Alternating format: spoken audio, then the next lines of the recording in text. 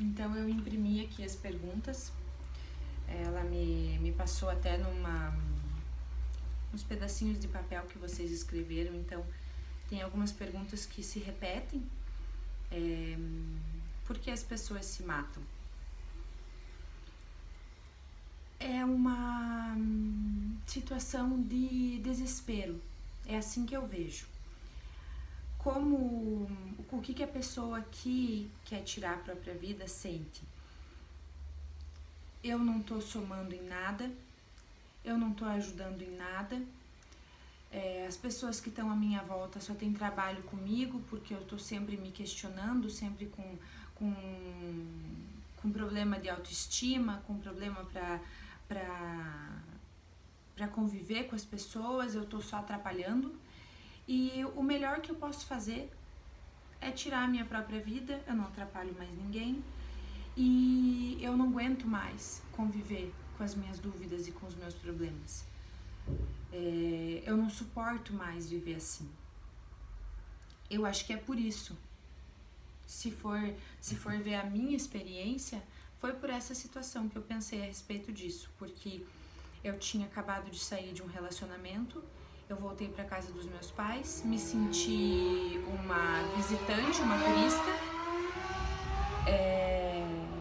sentia um grande fracasso por não ter dado certo o relacionamento, e o que eu queria era assumir, era parar, deixar de ser um problema para os outros.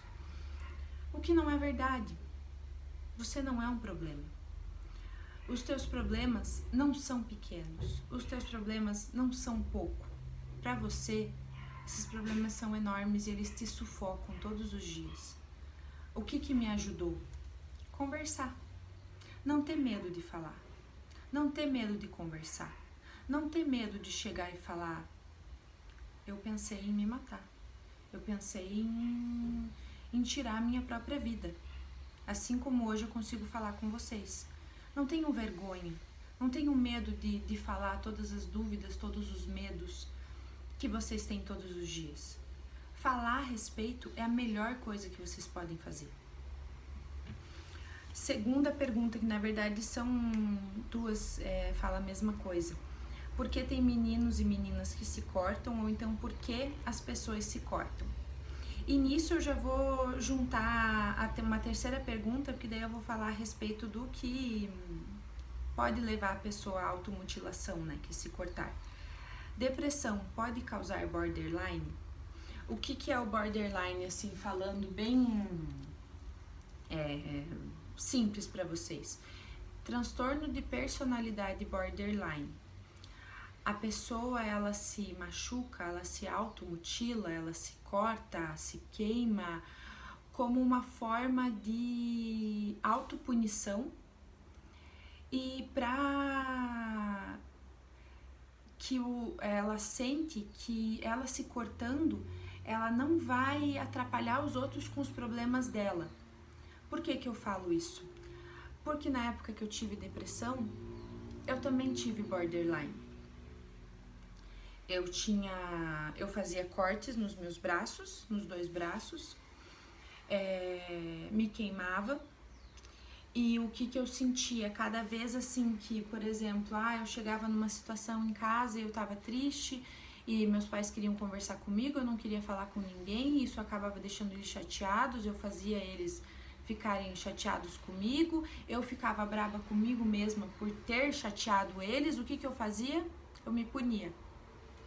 Eu me machucava, eu me cortava, eu cheguei ao ponto da minha mãe esconder em casa facas, tesouras, giletes, e ainda mais eu precisei do auxílio do médico, do psiquiatra, porque até eu entender que eu não precisava me punir por estar com um problema, foi muito difícil. Por isso que eu bato na tecla para vocês: não deixem de procurar ajuda, não deixem de procurar tratamento. Se você está se machucando, se você está se cortando, se queimando, com certeza você precisa de ajuda. Com certeza o teu problema é muito grande para você. E você conversar a respeito, tentar explicar para as pessoas por que aquilo está te tirando a tua felicidade, a tua vontade de viver, você precisa conversar com as pessoas a respeito. Então ali, a depressão pode causar borderline. Eu acredito que seja o contrário. A pessoa que tem borderline, ela é uma pessoa depressiva. Quem já tem depressão, ter o borderline, eu acredito que não seja a maioria das situações. Se acontecer, são casos pequenos. É o contrário. A pessoa que tem borderline, ela se torna uma pessoa depressiva também.